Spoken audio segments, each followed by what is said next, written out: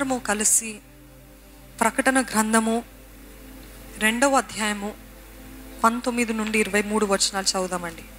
నీ క్రియలను, నీ ప్రేమను, నీ విశ్వాసమును, నీ పరిచర్యను, నీ సహనమును నేను ఎరుగుదును. నీ మొదట క్రియల కన్నా నీ కడపటి క్రియలు మరి ఎక్కువైనవని ఎరుగుదును.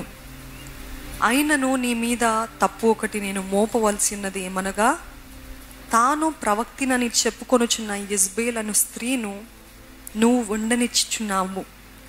జారత్వము చేయుటకును, విగ్రహములకు బలి ఇచ్చిన వాటిని తినుటకును, అది నా దాసులకు బోధించుచు వారిని మోసపరచుచున్నది.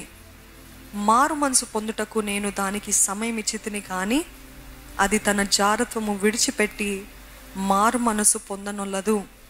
ఇదిగో, నేను దానిని మంచము పట్టించి దానితో కూడా వ్యభిచరించు వారు దాని క్రియల విషయమై మారు మనసు పొందితేనే కానీ వారిని బహు శ్రమల పాలు చేతును. దాని పిల్లలను నిశ్చయముగా చంపెదను. అందువలన అంతరింద్రియములను హృదయములను పరీక్షించు వాడను నేనే అని సంఘములన్నీ తెలుసుకొనుము.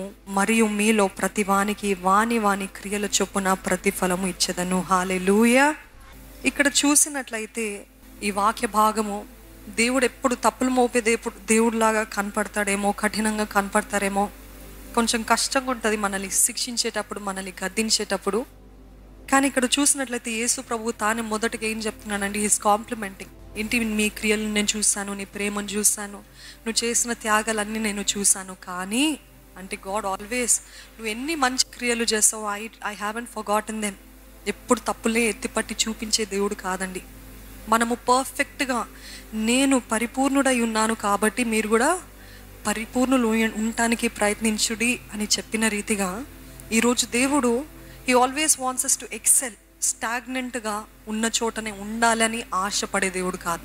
అదే రీతిగా ఇక్కడ Jesus is complimenting, at the same time Jesus is questioning, Jesus is pointing out. Yesu ప్రభు అంటున్నాడు, ఏంటది?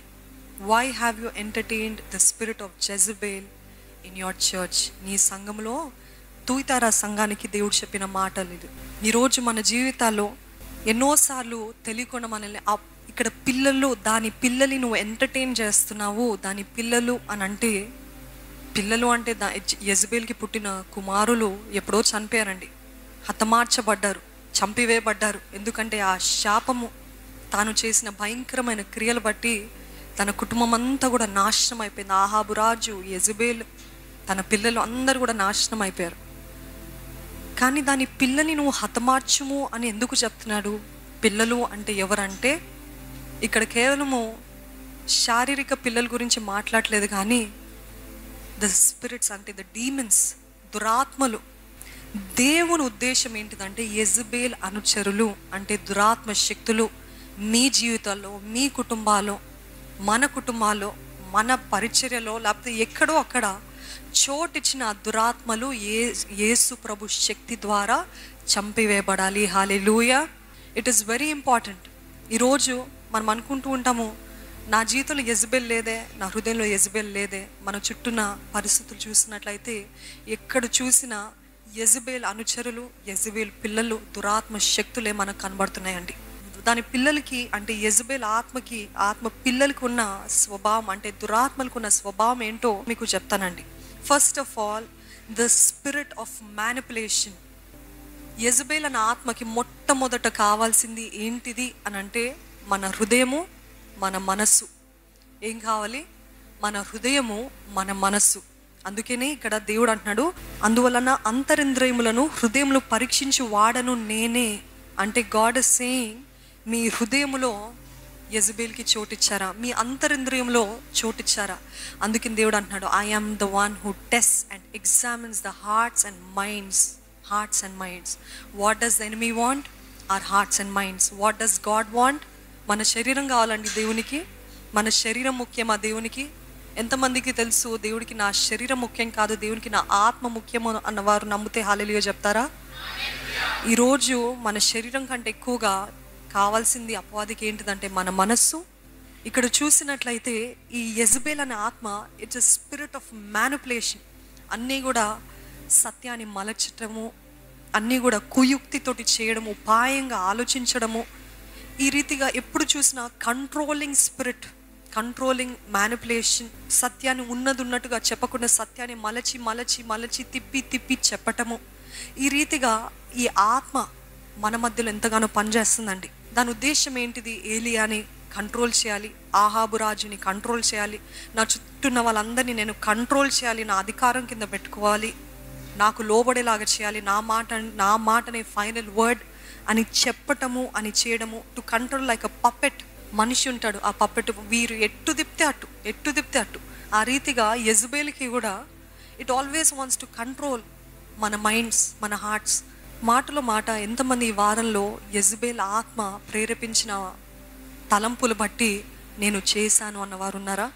అంటే చేయకూడనివి చేయటము, చూడకుండానివి చూడటము, మాట్లాడకుండాల్సినవి మాట్లాడటము, ఏదైతే చెయ్యొద్దు కానీ ఇది నా ప్రభావం కాదు, దేవుని ప్రభావం కాదు, నా మనసు కాదు, ఇది నాతోటి ఎవరో చేపించారు అన్నట్లయితే డిమానిక్ స్పిరిట్ యెజబెల్ అనే ఆత్మ కంట్రోల్ తీసుకుందండి. ఎప్పుడు కూడా మ్యానిపులేట్ చేయడానికి, మంచిని చెడుగా చూపించడము, చెడుని మంచిగా చూపించడమే దానికి ఉన్న speciality, the manipulation spirit. It is not about motivation చూస్తున్నట్లయితే అన్నీ కూడా ప్రోత్సహించి మనల్ని మంచి చేసేది కాదు. మోటివేషన్కి మ్యానిపులేషన్కి తేడా ఏంటిదంటే, మ్యానిపులేషన్ ఎవరు చేస్తారంటే వారికి స్వతహాగా వారికి ఏమైనా లాభము కావాలంటే, ఎప్పుడు చూసినా నేను ఏమి పొందుకోగలుగుతానంటే దానికోసం ఎంతకైనా దిగజారిపోతారు. అటువంటి వారు under the spirit of manipulation, under the spirit of Jezebel. Motivation ఏంటి? అందరి బాగోగుల కోసము, లేకపోతే మన బాగోగుల కోసం మనల్ని ప్రోత్సహించడము, ఎంకరేజ్ చేయడము, దేవునిలో బలపరచడము, ఆ రీతిగా ఉన్నట్లయితే it is called the motivation. Do you see the difference? The enemy, the demonic spirit అంటే యెజబెల్ అనుచరులు, యెజబెల్ పిల్లలు మనల్ని ఎప్పుడు కూడా మోటివేట్ చేయవండి, మంచివి చేయమని ప్రోత్సహించవు. కానీ ఏదైతే చెడువో దానికి ఏం లాభం వస్తుందో, ఏ రీతిగా ఈ మనుషులందరినీ కూడా తప్పుదారు పట్టియాలనేసి మనల్ని మ్యానిపులేట్ చేస్తుంటుంది. రెండవది ఏంటిదంటే, ఒక వివాహమైన వ్యక్తి వివాహము కాని వ్యక్తిగా మారుస్తుందంట. అర్థమైందా? అర్థం కాలేదా? A married person with an unmarried spirit అంటే భౌతికంగా వారికి వివాహం అయింది, భౌతికంగా వారు వివాహస్తులే, భార్య భర్తలే, కానీ వారి మనస్సులు ఎలాగుంటుంది తెలుసా? వివాహము కానట్టు ఉంటుందంట. అంటే బాధ్యత ఉండదు, కమిట్మెంట్ ఉండదు, లాయల్టీ ఉండదు, ప్రేమ ఉండదు, అనురాగం ఉండదు. ఎవరు దారిలో వచ్చిన వారిని చూడటమే, ఎవరు దారిలో కనపడిన వారితోటి అశ్లీలంగా మాట్లాడటమే, అశ్లీలంగా తలంచడమే, దృష్టి వేరుగా ఉండటమే. అర్థమవుతుందండి? If you're a married man but always thinking about some other women, వేరే పరాయి స్త్రీల గురించి మీరు ఎక్కువగా ఆలోచిస్తున్నట్లయితే you are under the influence of the spirit of Jezebel ఆత్మ. అదే రీతిగా ఒక స్త్రీ భర్తని ప్రేమించకుండా, భర్తకి కమిట్ అయి ఉండకుండా, తన ఆఫీస్లోనో తన కాలేజ్లోనో ఎక్కడో అక్కడ ఇతరులని ప్రోత్సహిస్తూ ఇతరులని ఆకర్షిస్తున్నట్లయితే she is under the influence of the Jezebel spirit. దురాత్మ యొక్క ప్రభావం కింద చాలా తాండవం చేయబడుతుంది.